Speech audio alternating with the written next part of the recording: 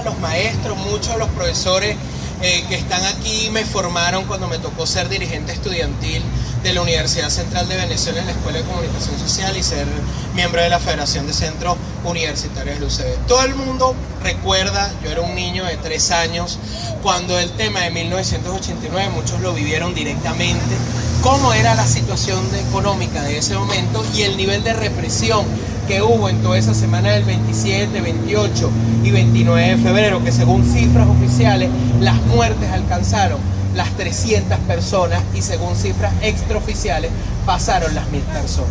Pero nosotros debemos recordar que hoy se cumplen 30 años de lo que fue el Caracazo. Y la vida y lo que vivimos el día de hoy es más hambre, más miseria y más represión. La gente no debe olvidar que haciendo paralelismo con el nivel de represión, la DICIP y el ejército que masacró a los venezolanos y a los caraqueños en los barrios de Caracas en 1989, es lo que ocurrió durante estos años. Igual y peor, porque hay que decirlo sin pelos en la lengua. Hay que recordar cómo en el 2014 se dieron protestas no solamente en el este, sino en los sectores populares. Hay que recordar cómo fue asesinado Basilda Acosta, un chamo carpintero de Guarenas que fue asesinado en pleno centro de Caracas, en la parroquia de la Candelaria. Cómo fue asesinado Juancho Montoya, que incluso era militante del oficialismo, pero hay que recordar que no hay muertos rojos ni muertos azules, sino víctimas de la represión de un gobierno que se ha dedicado a asesinar a los venezolanos. El caso de José Alejandro Márquez, un chamo de 40 años que fue asesinado en las protestas en la Candelaria en 2014, en pleno centro de Caracas, asesinado por la Guardia Nacional, que les desprendieron el cerebro a patadas a media cuadra del Ministerio de Interior, Justicia y Paz. Ahí van viendo la analogía entre la represión de ayer y la represión de hoy, que supera las expectativas de lo que podría ser cualquier gobierno. Hay que decir que la situación económica de antaño no tiene comparación con la de hoy. Ustedes que lo vieron directamente, en ese momento servía el metro, en ese momento había transporte público, había un problema económico porque hay dificultad para comprar algunos productos. Ahorita la gente come de la basura. Ahorita la gente no tiene que comer porque el mayor logro de Nicolás Maduro fue igualar el hambre, porque desde el maestro, el periodista, el administrador o el abogado, tanto el mototaxista como el obrero estamos pasando hambre y nos conseguimos en una cola para comprar pan muchas veces en la madrugada porque no tenemos que comer. Pero también hay que recordar la rebelión popular que se vivió en 2017, donde ahí sí de una forma grande salieron los barrios populares. Porque hay que recordar las protestas en La Vega o aquí mismo en El Paraíso, la represión brutal contra los edificios Los Verdes. Esas personas no son del este, esas personas no son clase media alta, porque hay que decirlo directamente, aquí ya no existe la clase media, sino estamos todos igualados con una caja CLAP a los que les llega, porque no, por lo menos en mi caso yo todavía no he visto la primera caja CLAP, porque en mi zona de la Candelaria los que son opositores están vetados. Ahí hubo 139 asesinatos en todo el país, donde bandas armadas, colectivos que disfrazados de pueblo, porque no son pueblos, terminaron asesinando a chamos tanto en el este como en el oeste, porque nosotros no podemos olvidar a nuestros mártires, como fue el caso de Carlitos Moreno, un niño de 17 años, estudiante de economía de la UCB, que fue asesinado un 19 de abril por colectivos armados del 5 de marzo, ahí en pleno centro de Caracas, en esa gran movilización de los sectores democráticos. Pero también hay que hablar de la inseguridad y de los niveles de muerte que se han vivido en todo lo que ha sido estos 20 años de desgracia, y que en mi opinión es un gobierno de carácter fascista, represor y autoritario. Tanto Chávez como Maduro, a pesar de que hay que reconocer que por lo menos Chávez tenía carisma y este señor lo que ha utilizado es la represión y el hambre como mecanismo de subyugación del pueblo. Yo quiero hacer homenaje hoy frente a la Universidad Pedagógica Experimental Libertador a un fundador, un dirigente vecinal, porque ahí se comienzan a fusionar el ser dirigente estudiantil, el ser dirigente vecinal. El caso de Conan Quintana, ustedes lo recuerdan, mi mejor amigo, alguien que era como un hermano, fue dirigente estudiantil de Lupel, miembro de la Federación de Centros Universitarios de Lupel, y que fue asesinado por la inseguridad a 2 cuadras del Ministerio de Interior, Justicia y Paz.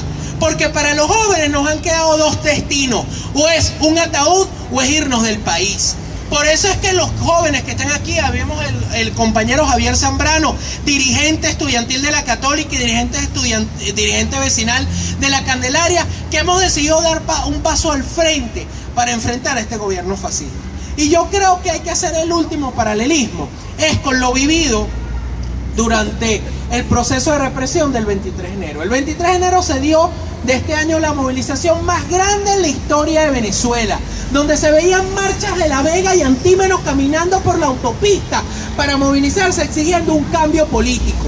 Pero hay que recordar que eso vino precedido de una movilización popular, de una rebelión popular, de un pequeño Caracazo que se dio en los barrios de Caracas el 21, 22, 23 y 24 de enero. Aquí podemos ver a La Vega, podíamos ver el barrio La Charneca, la Cota 905, las adjuntas, la gente de Terraplén, la gente del barrio Los Anaucos, que bajaron a protestar con un discurso incluso más coherente que buena parte de la dirigencia política, porque a la dirigencia política le cuesta un poquito por una serie de cosas, el cálculo y ese tipo de cosas.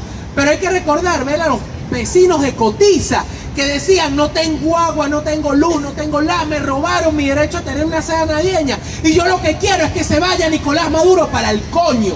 Y disculpen la expresión, porque eso es lo que estaba diciendo la gente de los sectores populares, que no tiene que comer y que termina comiendo de la basura.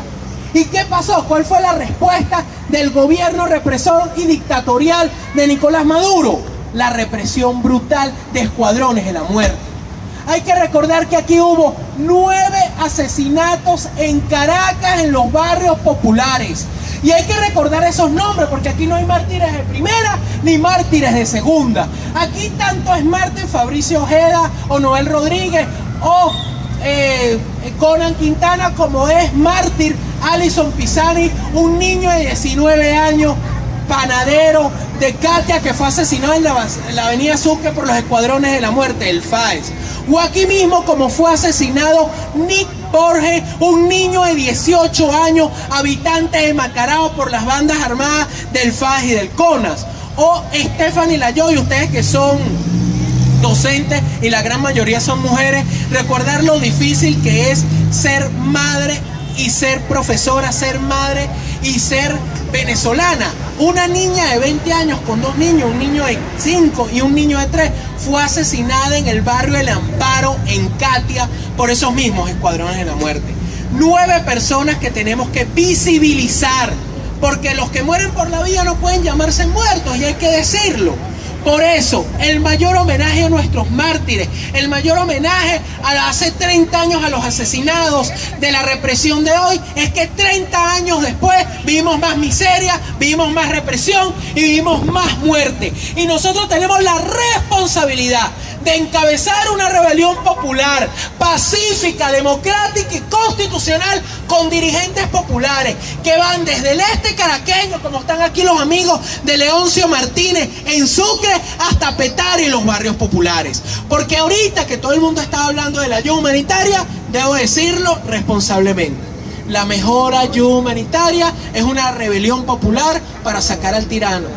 Esa es la mejor ayuda humanitaria, y por eso nosotros tenemos que asumir esa responsabilidad de lo social a lo político, porque nosotros entendemos, como personas que hemos ido a la Universidad Central, la Católica, el Pedagógico, pero hay gente que solamente ve en el modo de sobrevivencia, que es que no tengo agua, que no tengo luz, que no tengo que comer, que no tengo gas. Hoy en mi casa no hay gas. Y en mi casa somos ingenieros, abogados, periodistas.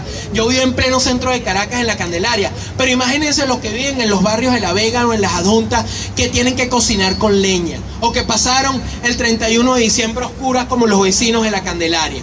Por eso, agarrar esa rabia y ese dolor, el tema reivindicativo. Mi novia es maestra y es profesora de una escuela en Ruiz Pineda. Ella tiene una niña y ella gana un sueldo miserable, y además se tiene que casar el acoso de los colectivos que le dicen cuándo ella puede salir y cuándo puede entrar a la escuela. Por esa misma rabia, ese dolor de lo social a lo político, es que debemos encabezar esa rebelión popular. Por eso, muchísimas gracias, y los protagonistas de esta rebelión son cada uno de ustedes y cada uno de nosotros, para lograr ese cese de la usurpación y ese gobierno de transición, para lograr unas elecciones libres. Muchísimas gracias.